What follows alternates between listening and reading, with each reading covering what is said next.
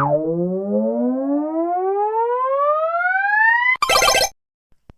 and welcome back to another episode. I hope you liked my top 10 Saturn games last week. Oh, well, I guess top 11, because exhumed.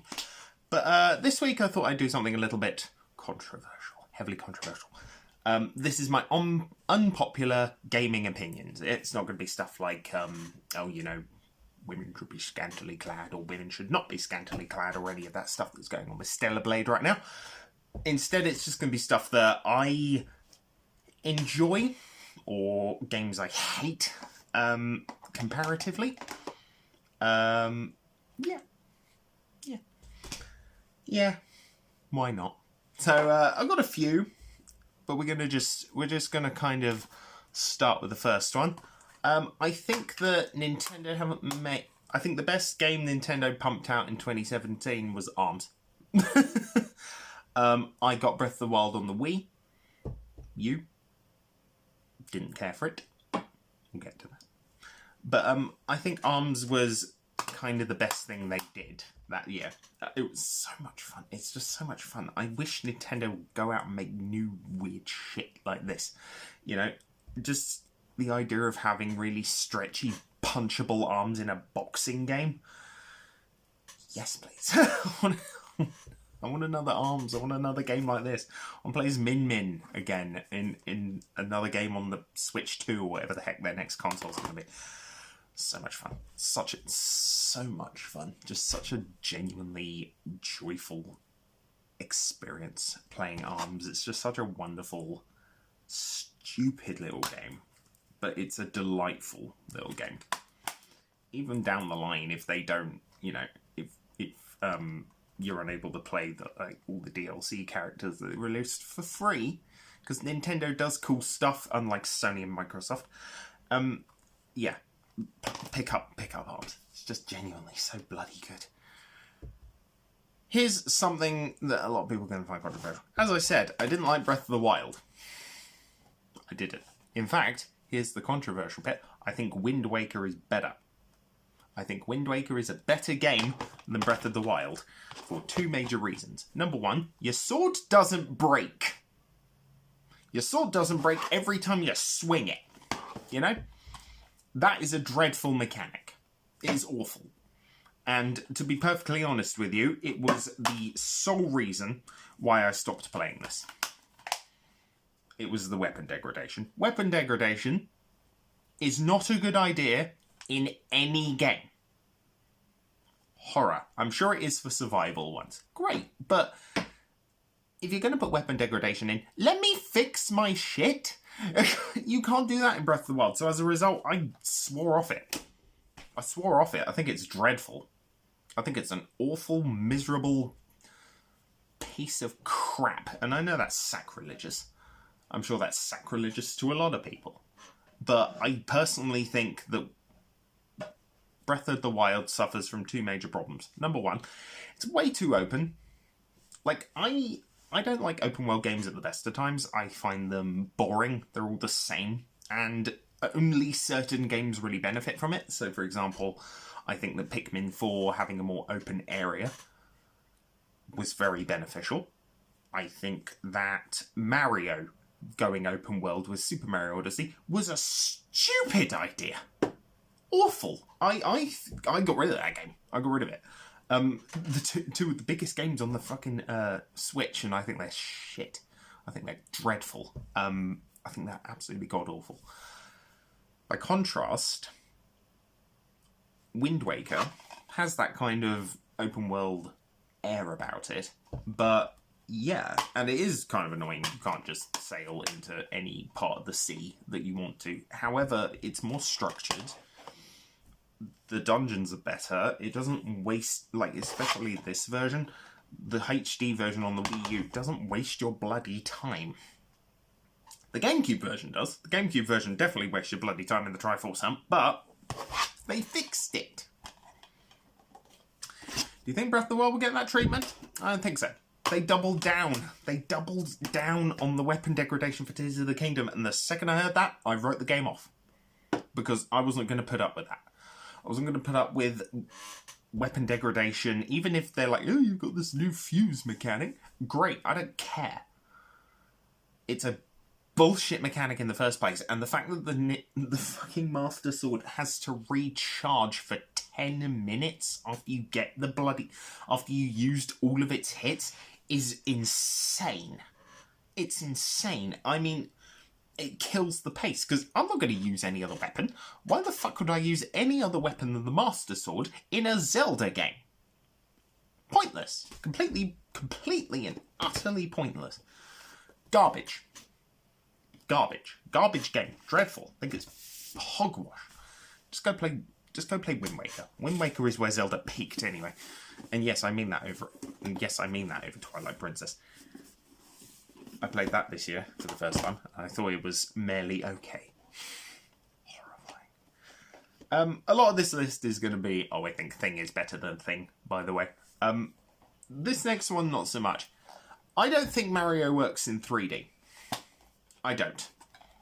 And bearing in mind, I've played Super Mario Odyssey. I've played Super Mario Galaxy, Sunshine. And for a while, I owned 64 on the N64. I didn't like any of them. I didn't. Yet, stuff like New Super Mario Bros., Super Mario 3D World, which is isometric, Super Mario Wonder in particular, I played that earlier this year. I beat it, and it was brilliant. It was great. It was so much fun. This, especially this, awful. Awful. Just, I don't know what it is, but bearing in mind, okay, fine. I'm going to freely admit, I grew up with Sonic Adventure 2 growing up. It was more about speed, it was more about efficiency, it was more about getting to the goal, it was less about waddle around as a fat Italian plumber looking for stars. And you can do that in this. You can do that in other Mario games. You especially do it in Wonder. It's all course-based. But I don't think Mario works particularly well in a 3D space unless it's kind of a multiplayer-centric one, or if it's Bowser's Fury. I think Bowser's Fury is the best 3D Mario we've ever gotten.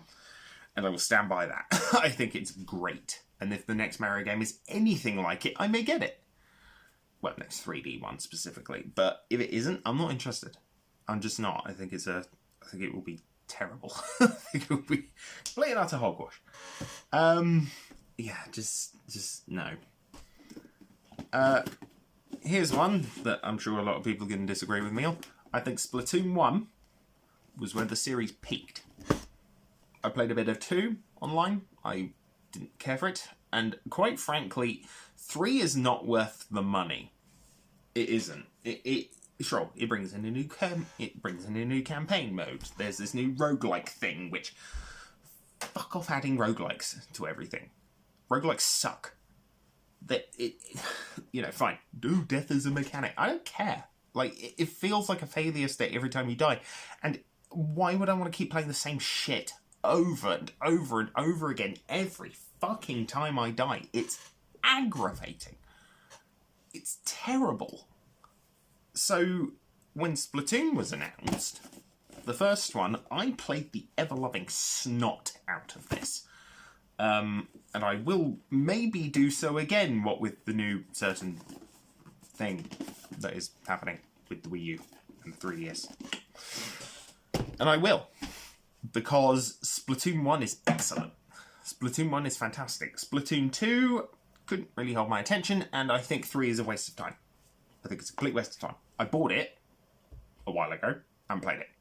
I've had it for like 6 months, and I'm like, what's the point? It's the same fucking game. It's the same as 2. And 2 in a lot of ways was the same as 1, but at least added a horde mode. What did 3 add? 100 tiny little changes and a card game. Nothing else. No new gameplay. No new mode. No new shit. No new fucking anything. So, yeah. No thanks. Bye-bye. Okay, here's one. Here's a controversial opinion.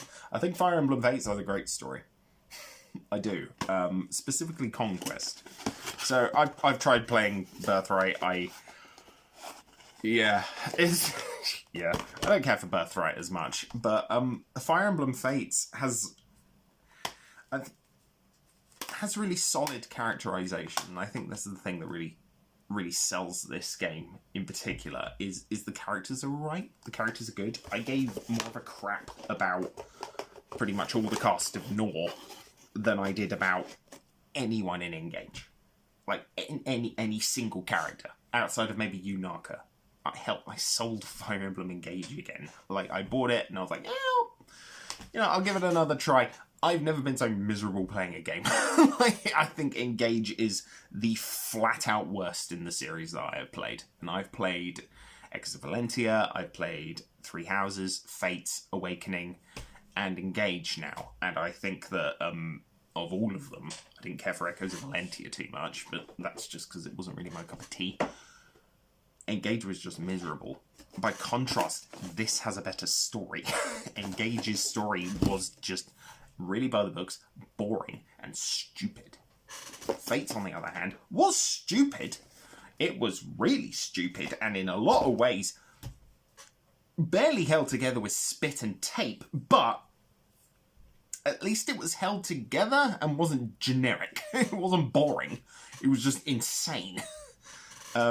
Like the whole, if we, conquer the entirety of this kingdom and get our cartoonishly evil father to sit on this throne, I'll be able to convince my siblings he's cartoonishly evil.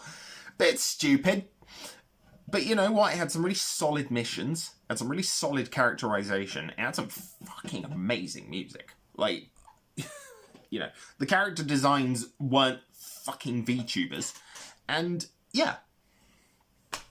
Great game. Love it. I need to finish Birthright, although I really don't want to. And then I got Revelations to do, which would be lovely. That'll be next on my list. That's that. Okay. Here's one that's going to make a lot of people angry. I think Fallout 4 has a better setting and a better story than New Vegas. Which I know is going to piss off a lot of people. Now, I'm not of the traditional Bethesda mould. I bought Skyrim back in 2013, so I waited a year just to see if it was any good. I ended up watching Yogscast Sips do his playthrough of it, and I was like, you know what, that sounds awesome. But my first major RPG franchise was Mass Effect. So when I found out that Fallout 4 had a voiced protagonist, with Mass Effect style dialogue wheels, I was all over it. I was like, great, that's fantastic. That sounds amazing. And I'll be honest with you, it works. It works in a few scenes, specifically when you play as a female and you meet your son for the first time. The delivery from the actress is just really, really good. It's really, really good. And if anything, it felt like playing a character, not just playing a bog standard faceless loser who could have been anybody. That sounds dull to me. It's why I didn't much care for the fact that Corvo Attano in the original Dishonored doesn't talk. It's stupid. Like, fine. It's fine. You know what? It's a lazy way to make players feel like they're the character. Now, it works in some games. So, for example, The Forgotten City, it works perfectly because you are a bog standard person. In this, you are a cryogenically frozen nerd from before the Great Mushroom War that blew up everything. And then you wake up 200 years later to find that your partner has been shot and your child has been stolen. There's a story there. And you know what? It's a solid one. Even when you meet your son, he's a sociopath, but that's because he's been raised by an evil science cult for, 60 years. So, yeah. I mean, the factions are more interesting. What are the factions in New Vegas? You've got the cartoonishly evil one, which is Caesar's Legion, who are quite literally Romans with no understanding of what Romans actually were. You've got the NCR, who are just America again. And then you've got Mr. House, who, despite being voiced by Renée Auberjonois, butcher that, despite being voiced by Odo from Deep Space Nine, he's great. He's great. He's morally grey, he's very complex, he's interesting, he's an arsehole. And hypothetically, he's not the ideal choice, but when there's one choice, one logical choice you can make, which is join the NCR, yeah, I'm more interested in joining the Institute, or doing the Minutemen, or doing the Railroad questline, or even forcing myself to play the Brotherhood of Steel because they're psychopaths. That's way more interesting, and I'm way more invested, and yeah, just no. Plus the shooting's better, the gameplay's better, the DLC was a lot of fun. You got the Mechanist one, that's really good. Far Harbor is amazing. Even Nuka World. Nuka World isn't great, but it gives you a really interesting character in Porter Gage, and you get to be a raider arsehole, and that's fun. So yeah, damn right, I like it more than New Vegas.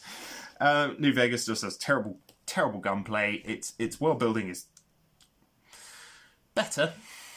It's better, I'll give you that. But and the writing is more solid. However, I didn't like it nearly as much.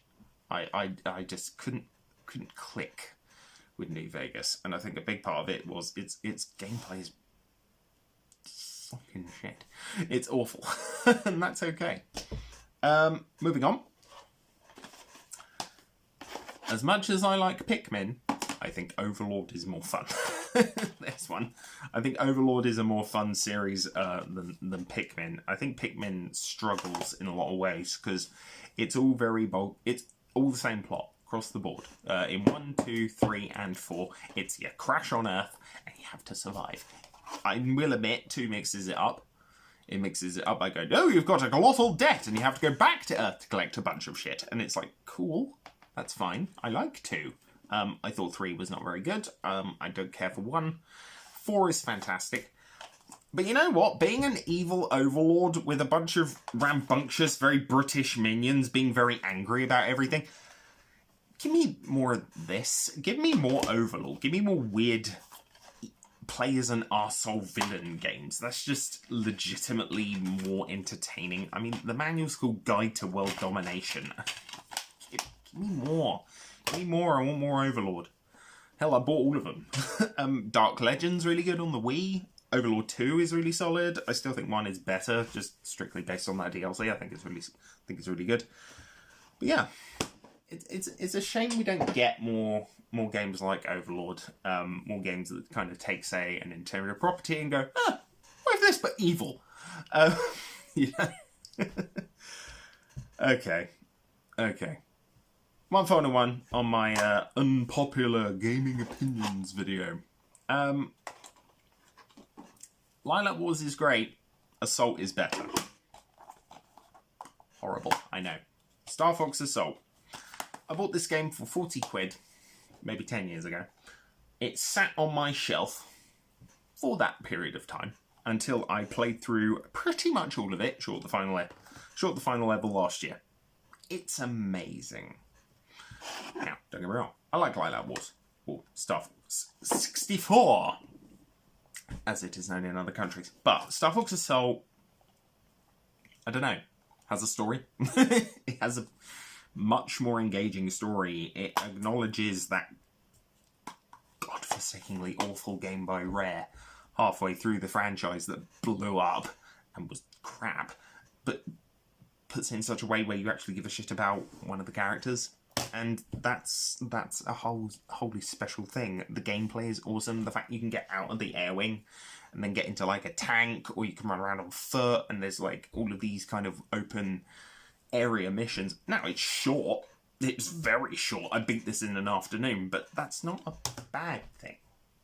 Yes, hypothetically, there's more replay value in doing all of the routes in Lilac Wars. There is also more replayability in playing the multiplayer.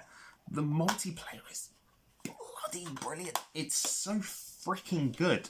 Again, another game I bust out with the GameCube. In addition to stuff like, Pokemon, or busting out Super Smash Bros. This is one of my go-tos. I think I said last week I bust out Sonic R.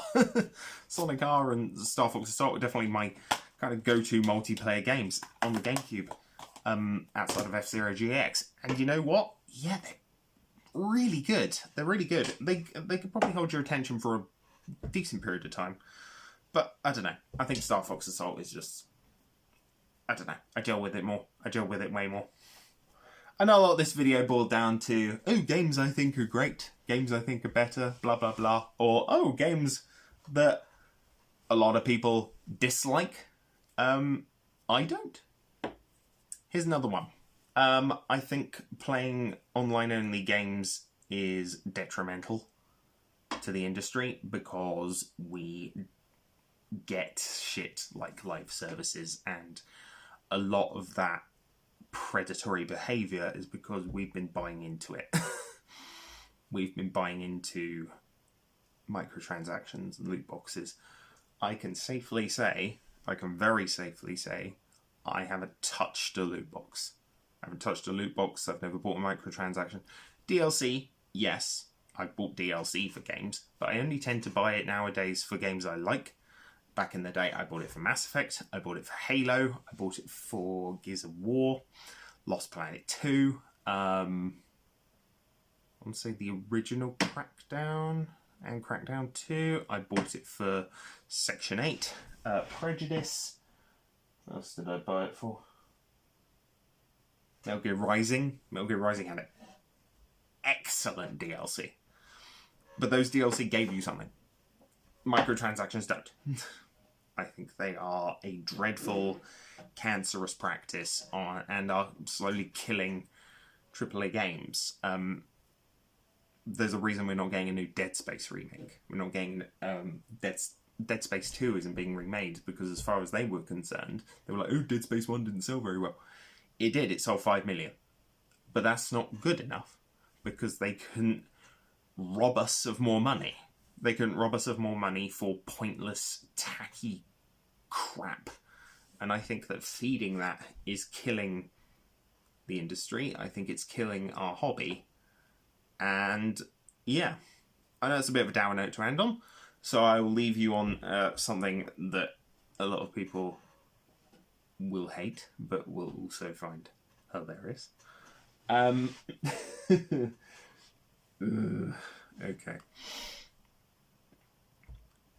I don't think Star Control 3 is that bad. I don't think it looks that bad. I don't think the story is that bad. I don't think the gameplay is that bad. I don't even think the puppets are all shit. They aren't. So, yeah, Star Control 3. Speaking of, they're doing a new one. The original creators are basically doing Star Control 3. So if you want to head over and find, what was it called? Freestar Children of Infinity, which is a cool last name. They're doing a Kickstarter, launched last week, I believe. I think they've hit their goal by now. I haven't really checked. But yeah, check them out. Star Control 3 isn't terrible. ARMS is amazing. Fallout 3 is better than New Vegas. Lilac Wars is okay. Star Fox Assault is better. There we go. We've ended my unpopular opinions. So anyways, guys, that's me signing off for another week, and I will see you next time. So be sure to like, comment, and subscribe.